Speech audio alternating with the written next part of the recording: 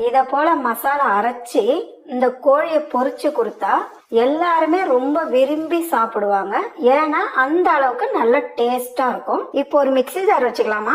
ஒரு 10 பீஸ் சின்ன வெங்காயம் சேர்த்துக்கலாம், ஒரு 10 பல்லு பூண்டு சேர்த்துக்கலாம், 3 துண்டு இஞ்சி, 1 டீஸ்பூன் சோம்பு, கொஞ்சமா கறிவேப்பிலை, கொஞ்சமா கொத்தமல்லி, கூடவே ஒரு 7 காஞ்ச மிளகாய். தண்ணி சேர்க்காம ஒண்ணும் பாதியமா கொரகொரப்பா அரைச்சி எடுத்துக்கலாம். இப்போ ஒரு பவுல் வச்சுக்கலாம். நான் 3/4 கிலோ சிக்கன் எடுத்திருக்கேன். ஒண்ணும் பாதியமா அரைச்சு வச்சிருக்க மசாலா இதையும் சேர்த்துக்கலாம். 1.5 டேபிள் ஸ்பூன் அளவுக்கு காஷ்மீர் மிளகாய் தூள் சேர்த்துக்கலாம். 1.5 டேபிள் ஸ்பூன் அளவுக்கு கார்ன்ஃபிளவர் மாவு சேர்த்துக்கலாம். உப்பு தேவையான அளவு சேர்த்துக்கலாம். கூடவே ஒரு முட்டை, ஒரு 3 சிட்டிக்கு அளவு மஞ்சத்தூள், 1/2 டீஸ்பூன் அளவுக்கு மிளகுத்தூள், 1/2 டீஸ்பூன் அளவுக்கு லெமன் ஜூஸ். இப்ப இதெல்லாம் சேர்த்து நல்லா மிக்ஸ் பண்ணிடுங்க.